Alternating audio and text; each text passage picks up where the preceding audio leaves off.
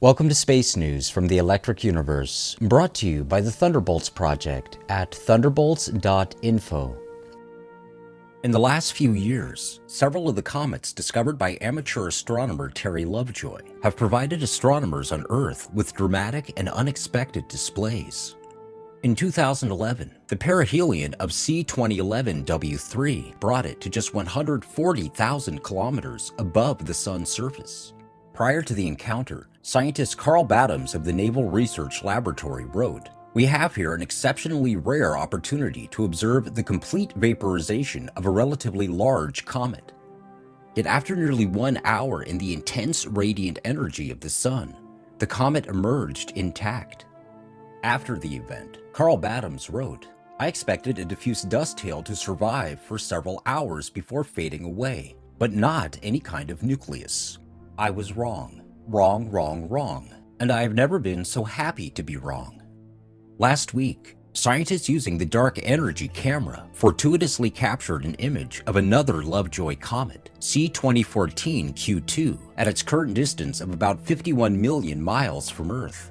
The Universe Today website reports on this image. The comet's center is a ball of ice, roughly 5 kilometers across, and the visible head of the comet is a cloud of gas and dust about 640,000 kilometers in diameter. It seems almost surreal that the standard description of a comet as a, quote, ball of ice remains unbending even in the light of definitive falsification.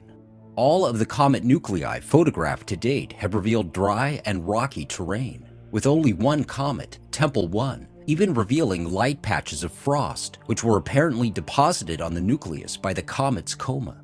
The Rosetta mission to Comet 67P has revealed a desiccated nucleus whose terrain is cratered, pitted, complexly layered, and defined by planetary features such as fields of boulders, wind-streaked rocks, and even sand dunes. Like the theoretical dark energy or dark matter, the imagined cometary ice remains invisible, supposedly buried under the comet's surface.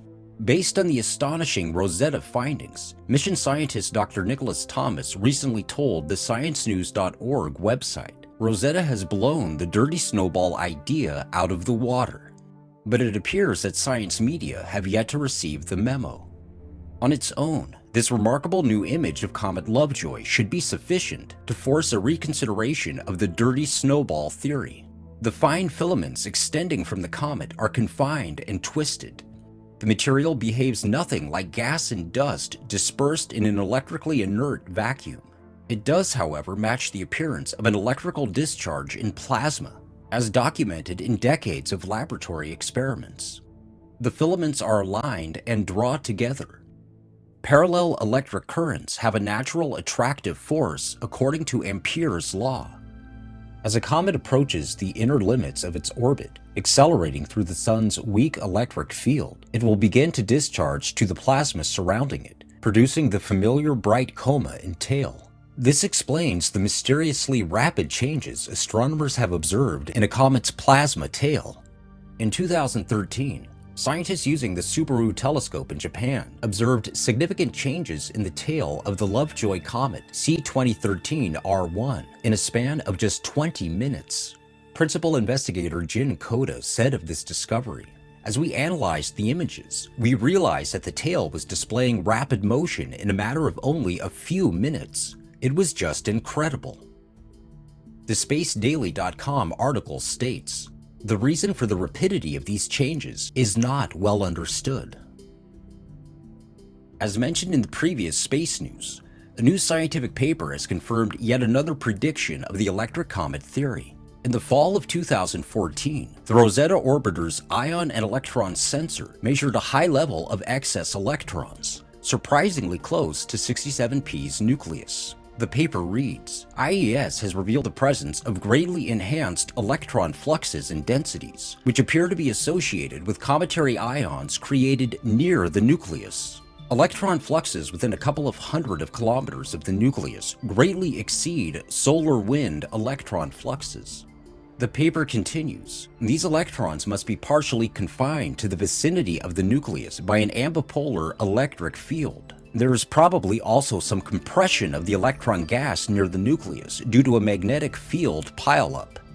The electric currents and their magnetic fields that confine gas and dust in the vacuum of space can no longer be ignored. The medium in space through which electric currents travel is conductive plasma. Although electric currents in space were verboten for generations, in recent years, astronomers have had no choice but to acknowledge their importance, as seen in recent NASA reports on the electric currents connecting Jupiter and Saturn and their respective moons. All matter is electrical in nature, so it makes sense that electrical connectedness drives the universe.